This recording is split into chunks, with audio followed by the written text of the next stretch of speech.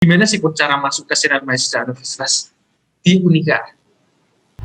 Ya coba ditunggu dulu lah, aku pikir-pikir dulu gitu, diskusi dulu. Oke. Sebenarnya nggak pingin sih, nggak ada kepinginan untuk mau join saat itu, nggak ada Ya, gambaran oke. mau join. Teman-teman yang nonton ini mungkin kedepannya mungkin bisa sama juga kayak Putra. Harus Betul. mengumpulkan niat, harus mengumpulkan motivasi, dan langsung ingin menjadi ketua. Wah, Kalau aku pengen mengubah sesuatu, jadi aku harus duduk di paling tinggi gitu. hey yo, Monika. Bicara tentang ketua SMU, Putra Setianto. Gimana sih? Mungkin kamu bisa ngasih tips, Put. Gimana sih caranya mahasiswa yang tergabung di organisasi mahasiswa, apalagi menjadi ketua, membagi waktu antara organisasinya dan juga kuliahnya. Gimana nih, Put? Dan mungkin juga dengan kegiatan di luar kampus. Gitu. Oke. Ini sedikit sharing lagi, cerita-cerita lagi. Gak apa Ya, nih, nggak apa-apa, Mas nggak Daniel? apa-apa. Kita sini sharing. Oke, mantap deh. Kebetulan di saat ini juga aku megang ketua SMU, memang kesibukannya juga padat kebetulan gitu ya. Nah, ini sharing juga nih, di lain sisi aku ketua SMU, sudah menjabat ketua SMU, juga di sisi lain saat ini aku juga dipercaya jadi ketua salah satu UKM di universitas gitu. Jadi sama-sama megang ketua nih gitu. Bila jadi kamu memegang dua organisasi mahasiswa di tingkat universitas ya, Bud ya. Iya, ya puji Tuhan dipercaya seperti itu, Mas Daniel. Nah, ayo kasih tips, Bud. Gitu. Oke, mungkin tips-tips dari aku sih yang pertama nih teman-teman. Kalau teman-teman mau join di organisasi, mungkin juga berkesempatan jadi ketua nih ya. Salah satu dasar utama time management yang penting kalau dari aku sih, teman-teman harus paham dulu kegiatan teman-teman selama ini gitu. Kalau teman-teman nggak paham, itu akan jadi susah ke depannya untuk bisa manage waktunya gitu. Tapi kalau sudah paham, misal nih contoh ya, kalau aku nih jadi ketua SMU, oke aku paham nanti timeline ke depannya, waktu ke depannya itu ada acara apa aja, ada kegiatan apa aja. Misal contoh ada rapat internal, terus habis itu ada diskusi atau rapat dengan panitianya teman-teman BEMU gitu ya. Nah itu harus tahu dulu tuh, kita ukur dulu nanti tanggalnya hari apa aja gitu. Jadi paham dulu situasinya saat teman-teman masuk di organisasi itu. Nah setelah paham, teman-teman bisa tandai itu mungkin di kalender atau mungkin di notes-nya teman-teman, dicatat paling enggak untuk jadi reminder teman-teman masing-masing. Di hari Senin ada kegiatan apa, contohnya dalam satu minggu, dalam satu bulan, teman-teman buat catatan khusus gitu. Saya pun juga ada catatan khususnya, itu dari saya sendiri juga nyatet, mungkin dari teman-teman sekretaris di SMU juga saya minta tolongin untuk buat jadwal Kalender. rapat ke depan seperti apa gitu. Jadi akhirnya tertata dengan presisi, tertata dengan bagus, biar teman-teman misal contoh dari ketua organisasi, lalu kegiatan akademik atau kuliahnya juga padat nih, ada tes, ada ujian, segala macam lah tugas-tugas. Jadi biar nggak keteteran gitu, dan tahu mana yang penting atau yang urgensi dulu, mana yang tidak gitu. Jadi bisa dipilah-pilah, dibagi-bagi gitu, Mas Daniel. Nah, Itu sih teman-teman ya. langkah-langkahnya.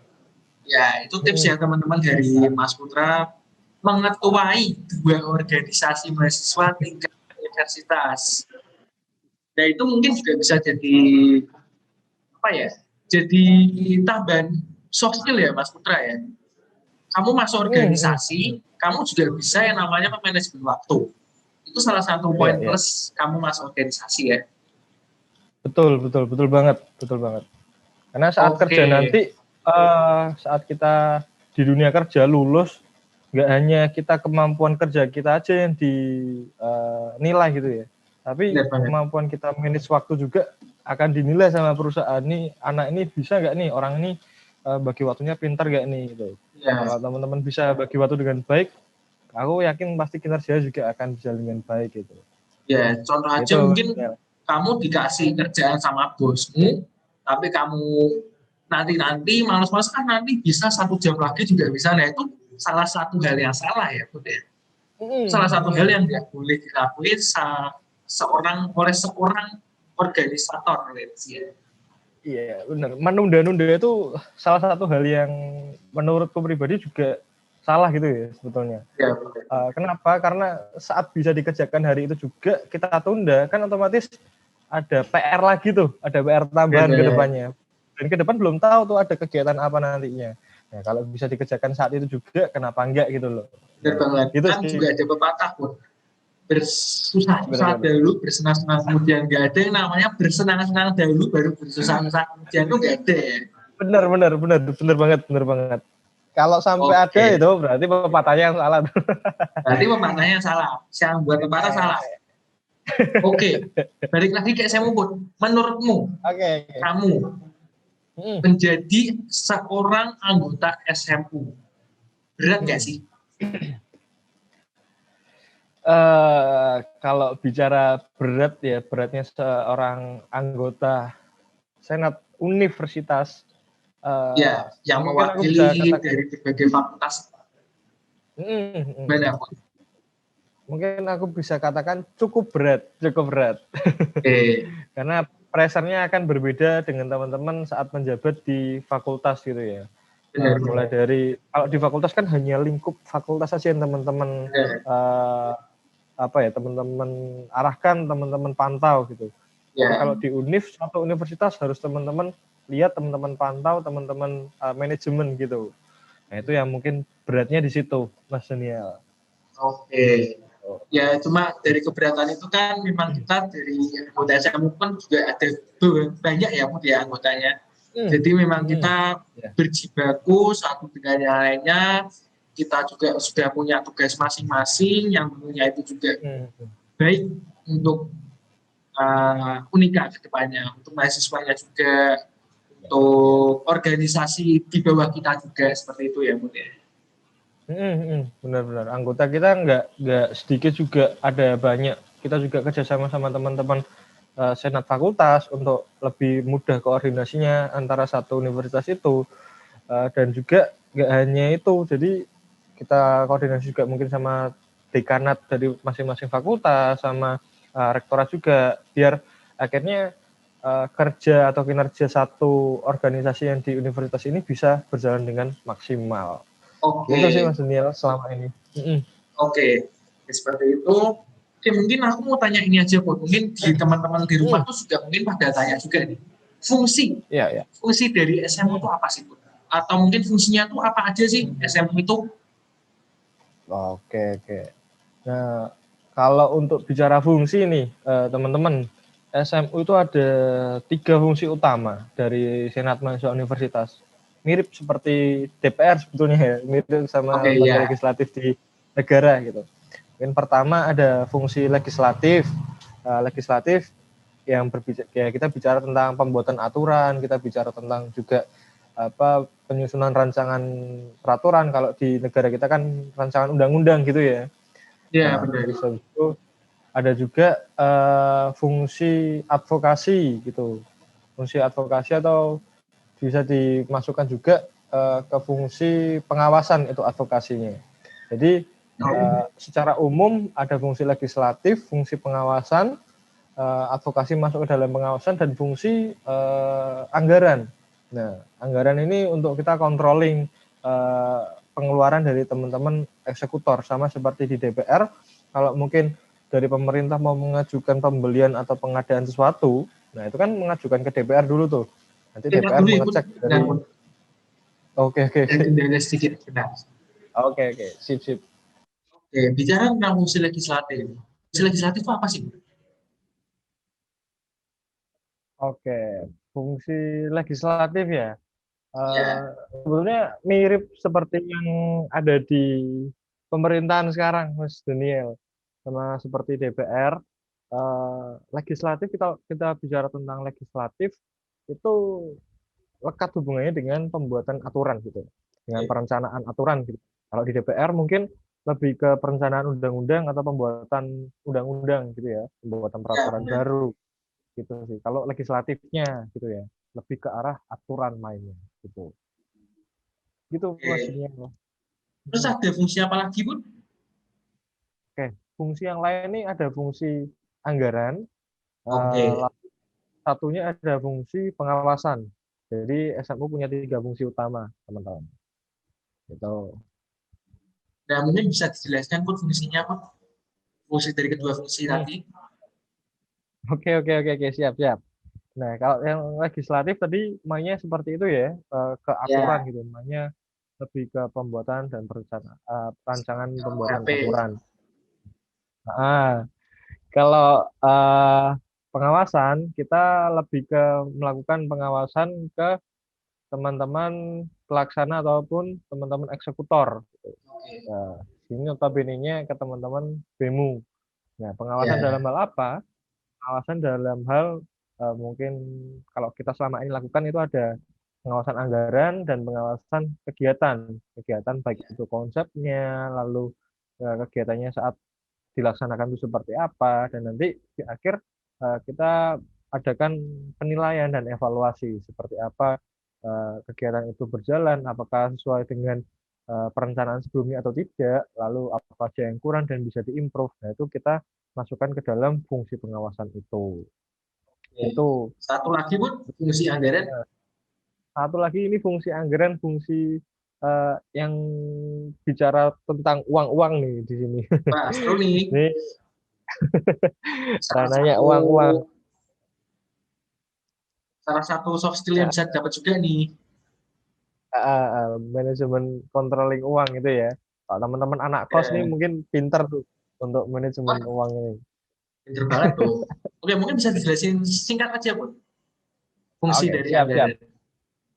Oke, kalau fungsi anggaran lebih ke kita manage anggaran ataupun pengeluaran yang nanti teman-teman eksekutor akan keluarkan di Oke. setiap program kerjanya nanti gitu. Jadi kita betul-betul lihat apakah anggaran itu sudah logis atau belum, itu pertama, sesuai dengan buku standarisasi anggaran yang ada di kita atau tidak.